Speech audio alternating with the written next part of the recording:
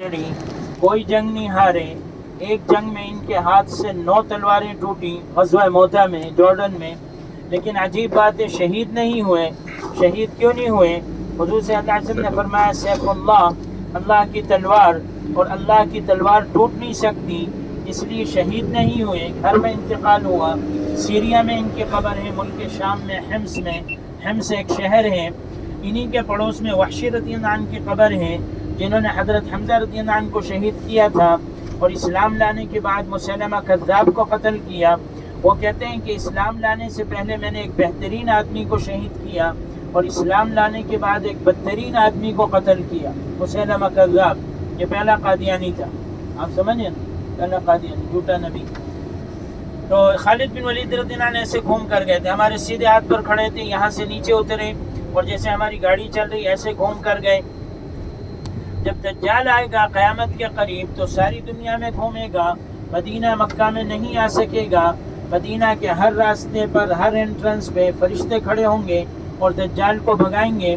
तो दज्जाल किसी पहाड़ पे चढ़ के, ओहद के पीछे किसी पहाड़ पे चढ़ के मदीना को देखेगा, मस्जिद नबवी को, और कहेगा ये सफ़ेद महल किसका है?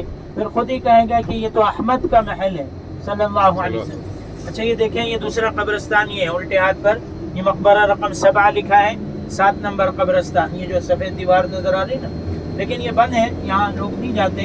तो अक्सर सहाबा यहाँ मदफून हैं, जो शहीद हुए ना, शुहदा उहद, उनमें से अक्सर सहाबा यहाँ मदफून हैं। तो मैं बता रहा था कि दज्जाल कहेगा कि ये सफ़ेद महल तो अहमद का है सल्लल्लाहु अलैहि वसल्लम। उस वक्त मदीना में 3 ज़लज़ले आएंगे। मदीना में जितने भी मुनाफिक होंगे वो सारे के सारे निकल के दज्जाल से जाके मिल जाएंगे और दज्जाल मुल्क शाम फ़लस्तीन चला जाएगा। ईसा अलैहिस्सलाम दूसरे आसमान पर ज़िंदा हैं, वो उतरेंगे, दज्जाल को कत्ल करेंगे और उसका खून लोगों को दिखाएंगे।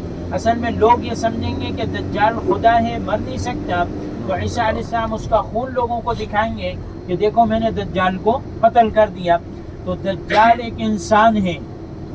बाद लोग कहते हैं अमेरिका दज्जाल है, फलाना, ये इस तरह की गलत बात है। ठीक है, वो भी एक दज्जाल है, लेकिन दज्जाल हकीकत में एक इंसान है, उसको कत्ल किया जाएगा। वो एक यानी आदम अलैहिस्सलाम की औलाद में से है वो दज्जाल। ऐसा नहीं कि वो कोई मुल्क है मसरा होगा। तो ईसा, हदीस शरीफ में आता है कि सूरह कहफ की शुरू की 10 आयतें जो पढ़ने का एहतमाम करेगा, अल्लाह ताला दज्जाल के फितने से उसकी हिफाजत करेगा। जुमे के दिन तो पूरी सूरह कहफ पढ़ना चाहिए, बाकी रोज़ाना आप सूरह कहफ की शुरू की 10 आयतें पढ़ लें तो अल्लाह ताला दज्जाल के फितने से आपकी हिफाजत करेगा। हदीस शरीफ में आता है कि दज्जाल 40 दिन दुनिया में रहेगा। पहला दिन 1 साल के बराबर, दूसरा दिन 1 महीने के बराबर, तीसरा दिन 1 हफ्ते के बराबर, बाकी 37 दिन 37 डेज नॉर्मल आम दिनों के बराबर होंगे। सहाबा ने पूछा कि या रसूलल्लाह, हम उस वक्त नमाज कैसे पढ़ेंगे? 1 साल का दिन होगा, सूरज तुलू गुरूब नहीं होगा। हुज़ूर सल्लल्लाहु अलैहि वसल्लम ने फरमाया, मैं मफ़हूम बता रहा हूँ कि घंटों के हिसाब से नमाज पढ़ लेना। मसलन फजर के 7 घंटे के बाद ज़ोहर पढ़ लेना, ज़ोहर के 2 घंटे के बाद असर पढ़ लेना, इस तरह घंटों के हिसाब से नमाज पढ़ लेना। और दज्जाल की पेशानी पर काफिर लिखा होगा। हदीस शरीफ में आता है कि हर मुसलमान उसको पढ़ लेगा, चाहे वो पढ़ा लिखा हो या जाहिल हो। जो पढ़ना नहीं भी जानता होगा ना, वो भी पढ़ लेगा, एक करामत के तौर पर। अब हम जा रहे हैं हज़रत उस्मान गनी रज़ियल्लाहु अन्हु के बाग और उनके कुएं की तरफ। इस कुएं का जो पुराना मालिक था वो बहुत महंगा पानी बेचा करता था। आप सल्लल्लाहु अलैहि वसल्लम ने उसको बुलाया और फरमाया कि अगर तुम ये कुआं मुसलमानों को दे दो तो तुम्हें जन्नत में कुआं मिलेगा, यानी जन्नत मिलेगी। वो आदमी बज़ाहिर मुनाफिक था, दिल से मुसलमान नहीं था। उसने कहा कि नहीं, मैं नहीं दे सकता, मेरा खर्चा इसी से चलता है। तो आप सल्लल्लाहु अलैहि वसल्लम खामोश हो गए। हज़रत उस्मान गनी रज़ियल्लाहु अन्हु उस आदमी के पास गए और कहा कि कुआं मुझे बेच दो। हज़रत उस्मान गनी रज़ियल्लाहु अन्हु ने हुज़ूर सल्लल्लाहु अलैहि वसल्लम से पूछा कि अगर कोई दूसरा आदमी इस कुएं को ख़रीद कर मुसलमानों के लिए वक्फ कर दे तो क्या उसको भी वही अजर और सवाब मिलेगा? हुज़ूर ने फरमाया कि हाँ, उसको भी जन्नत मिलेगी। हज़रत उस्मान रज़ियल्लाहु अन्हु उस आदमी के पास गए और कहा कि कुआं मुझे बेच दो। उसने कहा कि मैंने हुज़ूर को नहीं दिया, तुम्हें कैसे दे दूँ? हज़रत उस्मान रज़ियल्लाहु अन्हु ने कहा, तुम्हें जितने पैसे चाहिए बताओ। जैसे ब्लैंक चेक होता है, उसने 35,000 दिरहम बताए, 35,000 दिरहम। 1 दिरहम तकरीबन 12 रियाल के बराबर होता है। یہ جو مہر فاطمی ہوتا ہے 500 درہم ہوتا ہے، تقریباً 6000 ریال، آپ روپوں کا حساب کر لیں تو حضرت عثمان غنی رضی اللہ عنہ نے 35,000 درہم اس کو دیے اور ایگریمنٹ کر لیا کہ ایک دن میں پانی بھروں گا، ایک دن تم پانی بھرنا۔ جب حضرت عثمان رضی اللہ عنہ کی باری ہوتی تو وہ فری میں پانی دیا کرتے تھے، جب وہ آدمی پانی بھرتا تو وہ پیسے سے بیچا کرتا تھا، ظاہری بات ہے فری میں مل رہا تو پیسے سے کون خریدے گا، سب حضرت عثمان رضی اللہ عنہ سے پانی لیا کرتے تھے۔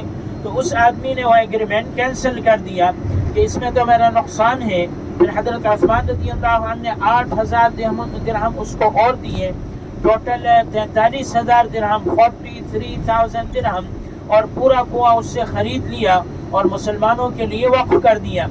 تو وہ کنواں آج بھی جاری و ساری ہے، پورے باغ میں پانی اسی کنویں سے دیا جاتا ہے۔ البتہ وہ کنواں باغ کے اندر ہے، باغ ابھی بند ہے، ابھی کام چل رہا ہے، اس کو بند کیا ہوا ہے۔ تو اسی باغ کے ساتھ ہی ایک دکان ہے کھجور کی، اسی باغ کی کھجور لے کے آتے ہیں اور پانی بھی لے کے آتے ہیں، اسی کنویں کا پانی۔ اس کنویں میں آپ صلی اللہ علیہ وسلم نے اپنا لعاب دہن ڈالا، تو ہم وہاں اتریں گے تھوڑی دیر کے لیے۔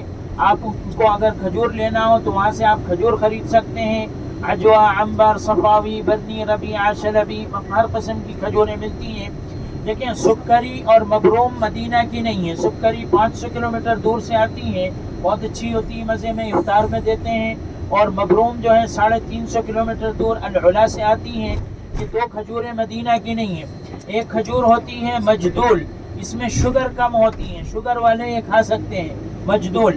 ایک کھجور ہوتی ہے برنی، حدیث میں آتا ہے فیہ شفا لیس فیہ دا، برنی کھجور میں شفا ہے، بیماری کوئی نہیں، یذہب الداء ولا داء فیہ، یہ بیماری کو دور کرتی، اس میں کوئی بیماری نہیں، اتنی اچھی نہیں ہوتی مزے میں، بہرحال شفا ہے۔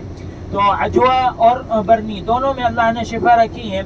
مدینہ منورہ میں کھجور کی 60 قسمیں ہیں، 60 سب سے اچھی کھجور عجوا ہے۔ حضور نے فرمایا عجوا جنت کا پھل ہے، اور فرمایا کہ جو آدمی صبح 7 عجوا کھا لے، 7، اس دن جادو اور زہر کا اثر نہیں ہوگا۔ جو آدمی صبح 7 عجوا کھا لے، اس دن جادو اور زہر کا اثر نہیں ہوگا۔ تو میں جب وہ ویکسین لگوانے جا رہا تھا تو میں 7 عجوا کھا کے چلا گیا، اور کرونا ویکسین پتہ نہیں نا آج کل کیا دے رہے ہیں۔ تو ٹرائی نہ کرے آدمی کہ عجوا کھا کے زہر پی لے، ایسا نہ کرے، لیکن اگر خطرہ ہو کوئی زہر دے دے گا، کوئی جادو کر دے گا، تو 7 عجوا کھا لے تو شام تک وہ جادو اور زہر سے محفوظ رہے گا، اور یہ پکی بات ہے، بالکل پکی بات ہے، حضور صلی اللہ علیہ وسلم کا فرمان ہے، اس میں کوئی شک شبے کی والی بات نہیں۔ تو بہرحال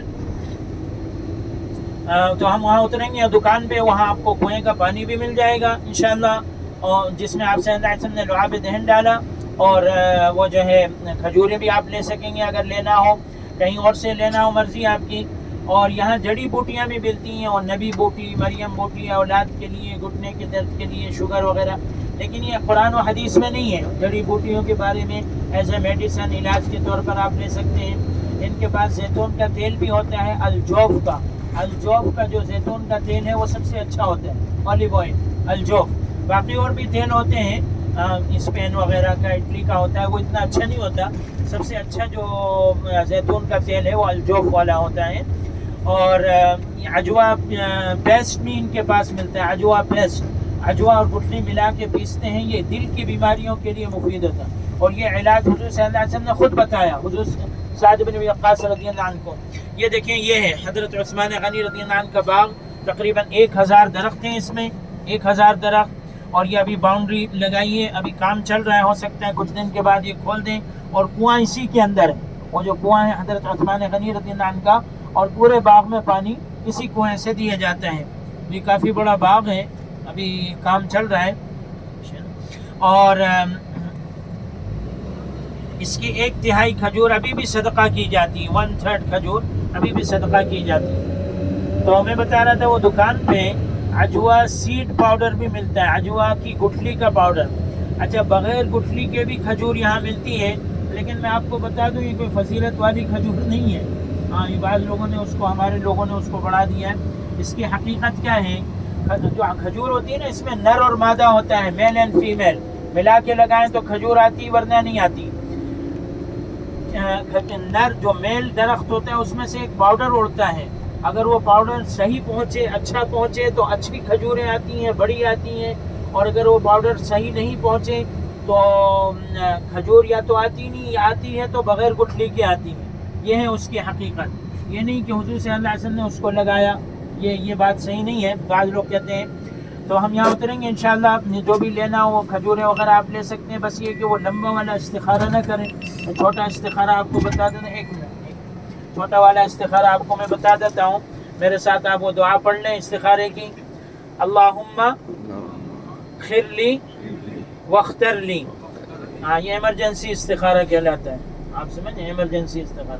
یہ استخارہ کہیں بھی کر سکتے ہیں. اس دعا کا کیا مطلب ہے کہ اللہ مجھے اچھی چیز دلا دے. اچھی، آپ کو کہیں ڈاؤٹ ہے، تذبذب ہے، سمجھ میں نہیں آ رہا، لے نہیں لیں، اللہم خر لی واختر لی پڑھ لیں تو انشاءاللہ اچھی چیز آپ کو مل جائے گی. تو یہاں ہم رکیں گے. یہ دکان ہے اور یہ دکان کے باہر ہی وہ کولر رکھا ہے، اس میں کنویں کا بھی پانی. آئیے، آ جائیں پلیز.